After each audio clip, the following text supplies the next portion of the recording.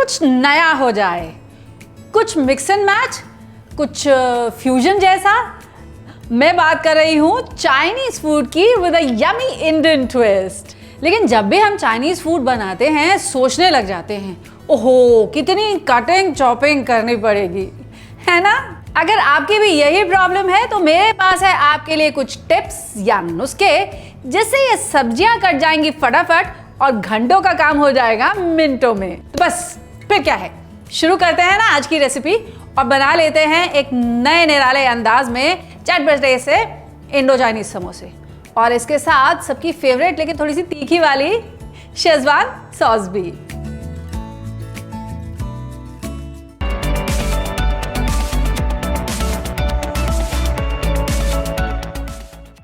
तो सबसे पहले जान लेते हैं हमारी आज की रेसिपी के इंग्रेडिएंट्स। तो सबसे पहले तो जैसे मैंने आपसे कहा शेयर करने जा रही हूँ आपके साथ कुछ टिप्स एंड ट्रिक्स जिससे ये जो सारी सब्जियां हैं जिन्हें काटने में लगता है घंटों, उन्हें काट लेंगे हम मिनटों में। लेकिन उससे पहले आप ये बताइए कि आपने अभी तक मेरा चैनल सब्सक्राइब किया है कि नहीं किया। भाई नहीं किया है तो जल्दी से कर लीजिए ना, तभी तो ऐसे टिप्स, नुस्खे, फ्यूजन रेसिपीज़, ढेर सारी रेसिपीज़ मैं आपके साथ शेयर कर पाऊंगी। और हाँ, याद है ना आपको कि अगर आप ये बेल आइकन दबाते हैं तो मेरी हर नई रेसिपी का नोटिफिकेशन आप तक पहुंचेगा तुरंत। एंड में लाइक ज़रूर कीजिएगा और कमेंट करके मुझे बताइएगा कि ये इंडो चाइनीज स्वाद कैसे लगे आपको।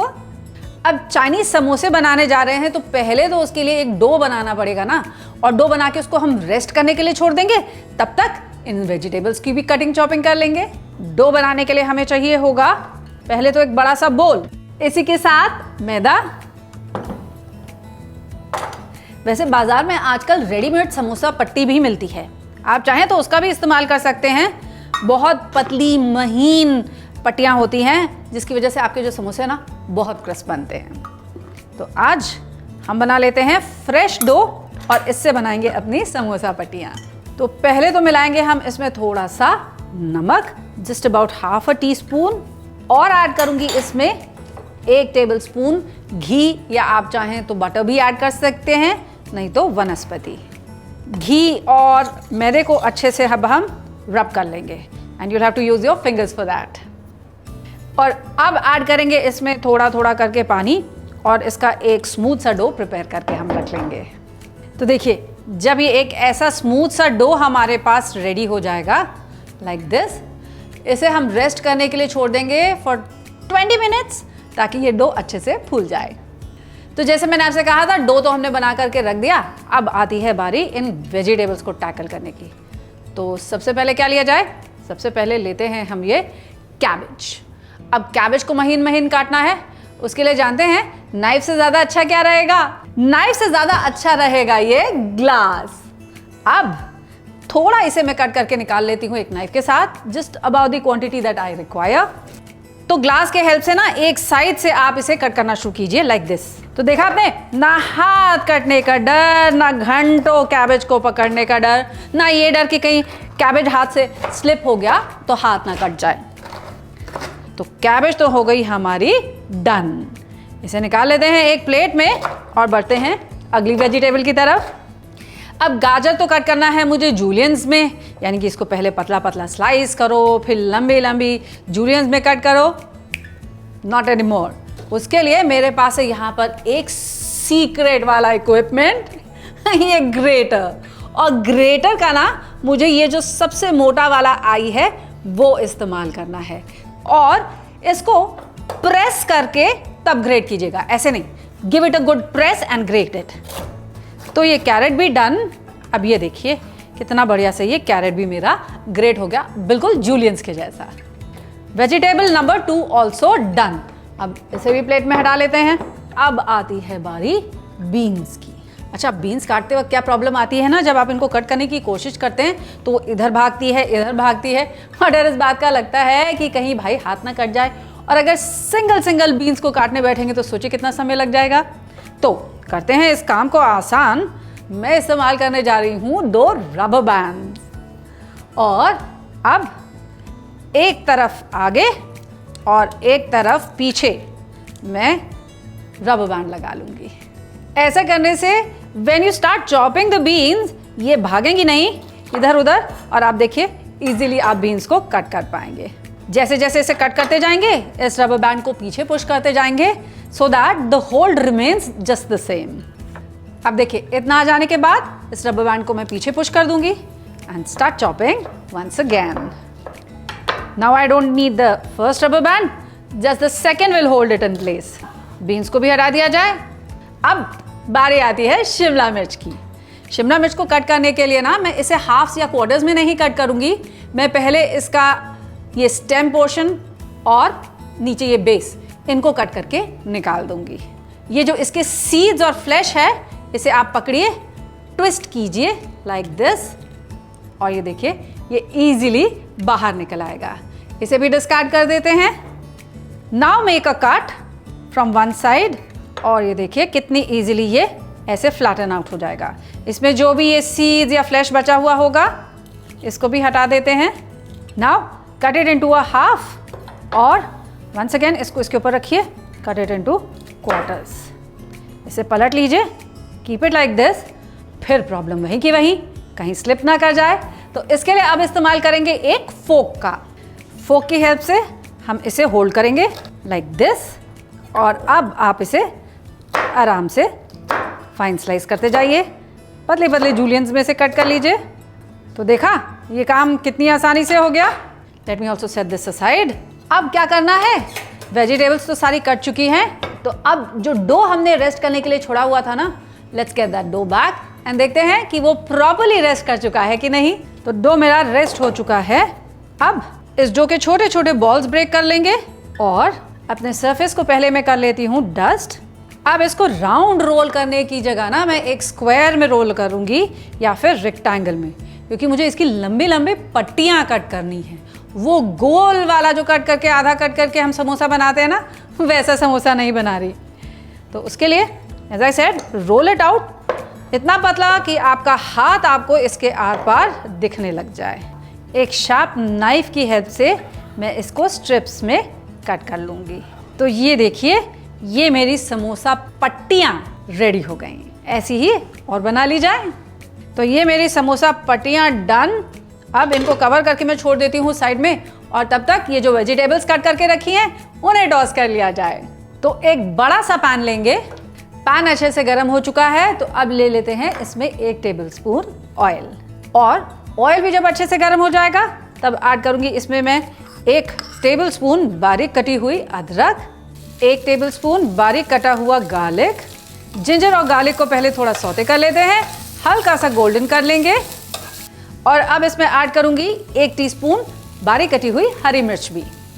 टॉस दीज वेल, और जब जिंजर और गार्लिक थोड़ा गोल्डन हो जाएगा ना, तब ऐड कर दूंगी इसमें मैं ये सारी चॉपिंग करी हुई वेजिटेबल्स। आपका पैन जब बहुत गर्म होगा तभी ये वेजिटेबल जो हैं अच्छे से सौते हो पाएंगी, नहीं तो सोचिए क्या होगा, वेजिटेबल्स पानी छोड़ देंगी और सॉगी हो जाएंगी।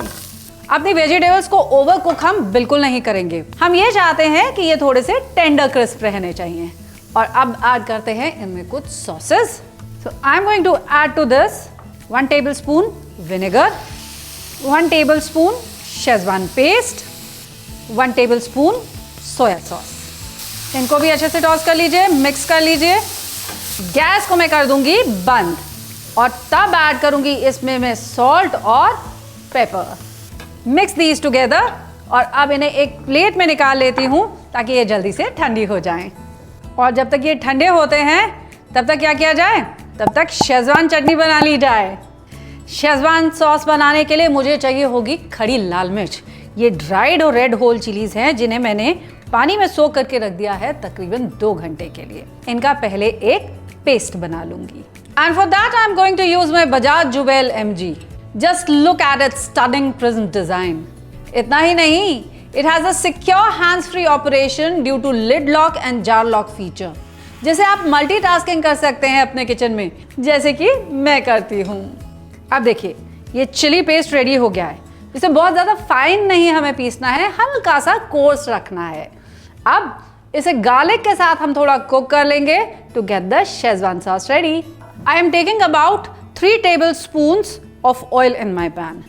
तो तेल को हो जाने देते हैं गरम, और फिर इसमें हम ऐड करेंगे कम से कम 3 टेबलस्पून फाइन चॉप किया हुआ गार्लिक भी। गार्लिक को सौते कर लेंगे जब तक कि ये लाइट गोल्डन नहीं हो जाता।